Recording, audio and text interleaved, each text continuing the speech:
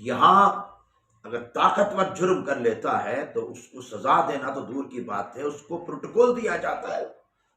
جواب ارشاد فرمائے، فتویٰ دیا، فقط ایک فتویٰ دینے کی وجہ سے انہیں گرفتار کیا گیا، ان پر پرچہ کاٹا گیا۔ ظلم کی انتہا دیکھیں، ناانصافی کی انتہا دیکھیں، عدل کا خون دیکھیں کہ جہلم کا ایک خبیث شخص مرزا جہلمی، بسم اللہ الرحمن الرحیم، اللہم صلی علی محمد وعلی آل محمد۔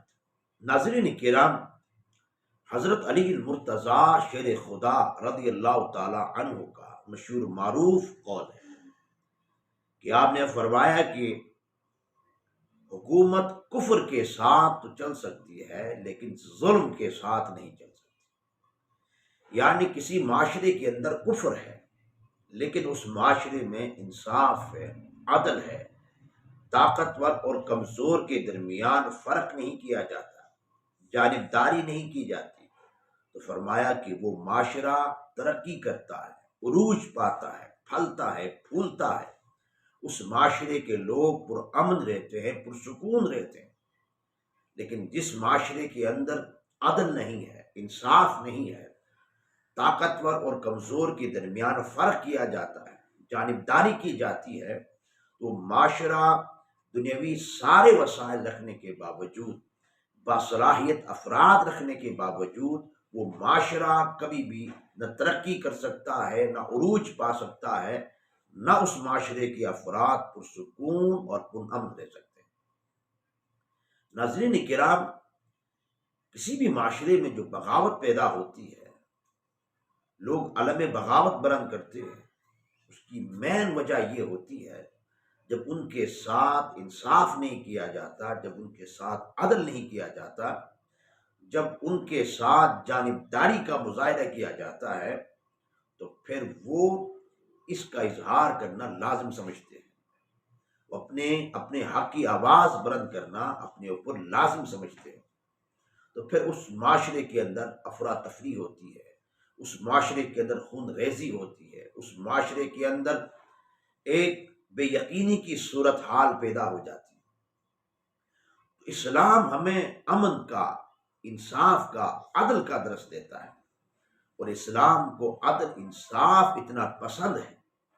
امام الانبیاء صلی اللہ علیہ وسلم نے ابھی اعلان نبوت نہیں فرمایا تھا، تو عربوں کے درمیان ایک معاہدہ ہوا تھا جس سے تاریخ میں حلف الفضول کے نام سے پہچانا جاتا ہے۔ اور یہ معاہدہ کیا تھا؟ یہ معاہدہ یہ تھا کہ مظلوم کا ساتھ دینا ہے اور ظالم کا ہاتھ روکنا ہے۔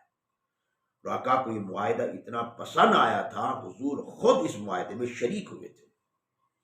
اسی طرح وہ مشہور معروف حدیث ہے، امام الانبیاء کی بارگاہ میں ایک خاتون کی چوری کا کیس آئے۔ وہ خاتون ایک بڑے خاندان سے تعلق رکھتی تھی۔ جب سفارش کی گئی کہ اس کی سزا معاف کر دی جائے، بڑے خاندان کی خاتون ہے، تو امام الانبیاء صلی اللہ علیہ وسلم جلال میں آ گئے، اور جلال میں آ کر فرمایا کہ جس کا مفہوم یہ ہے کہ تم سے پہلے جو لوگ ہلاک ہوئے ہیں، جو قومیں ہلاک ہوئی ہیں، اس وجہ سے ہلاک ہوئی ہیں کہ وہ کمزور کو پکڑتے تھے اور طاقتور کو چھوڑ دیتے تھے۔ یعنی کمزور جرم کرتا تو اسے پکڑ لیا جاتا، سزا دی جاتی، اگر طاقتور جرم کرتا اسے چھوڑ دیا جاتا۔ پھر امام الانبیاء نے فرمایا کہ اگر میری بیٹی فاطمہ، یعنی بفرض محال اگر میری بیٹی فاطمہ بھی یہ جرم کر لیتی تو اس پر بھی حد جاری کی جاتی۔ یہاں امام الانبیاء صلی اللہ علیہ وسلم نے واضح طور پر ارشاد فرمایا کہ ظالم اگر تمہارا قریبی رشتہ دار ہی کیوں نہ ہو، جتنا مرضی طاقتور ہو، اگر وہ جرم کرتا ہے تو اس سے اس کے جرم کی سزا دی جائے۔ اسلامی معاشرے کا تقاضا یہ ہے کہ اسے سزا دی جائے، لیکن بدقسمتی ہے ناظرین کرام، پاکستان ایک اسلامی فلاحی ریاست ہے، لیکن یہاں آئے روز ایسے واقعات سامنے آتے رہتے ہیں جو واقعات انصاف سے، عدل سے کوسوں دور ہوتے ہیں، ٹکراتے ہیں، کہ یہاں اگر طاقتور جرم کر لیتا ہے تو اس کو سزا دینا تو دور کی بات ہے، اس کو پروٹوکول دیا جاتا ہے، لیکن لیکن اگر کوئی کمزور جرم کرتا ہے تو ایک لمحہ تاخیر نہیں کی جاتی، اسے سزا دی جاتی ہے۔ ناظرین کرام، جیسا کہ آپ جانتے ہیں، پچھلے دنوں ایک عالم دین نے ایک سوال کا جواب ارشاد فرمایا، ایک فتویٰ دیا۔ فقط ایک فتویٰ دینے کی وجہ سے انہیں گرفتار کیا گیا، ان پر پرچہ کاٹا گیا کہ انہوں نے ایک فرقے کے خلاف فتویٰ دیا ہے،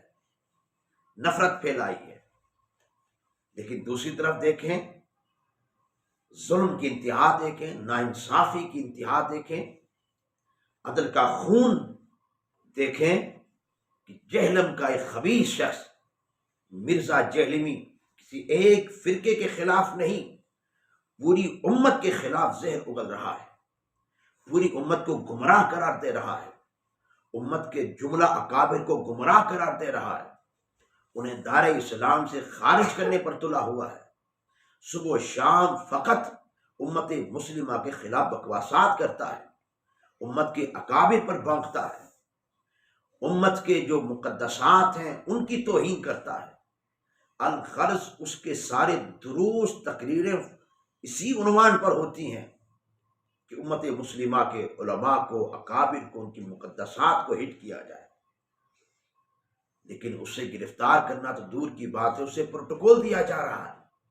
اسے سیکیورٹی دی جا رہی ہے، اس کی حفاظت کی جا رہی ہے۔ سوال یہ ہے کہ آخر یہ دوہرا معیار کیوں ہے؟ ایک طرف اگر کوئی عالم دین پوچھے گئے سوال کا جواب دے دے تو اس کو گرفتار کیا جاتا فوراً، اور دوسری طرف ایک شخص عرصے سے پوری امت کے خلاف زہر اگل رہا ہے، اس سے نہ گرفتار کیا جا رہا، نہ اس کے خلاف کوئی قانونی کارروائی کی جا رہی۔ اہل سنت جو سواد اعظم میں حدیث کے روح سے حق جماعت ہے،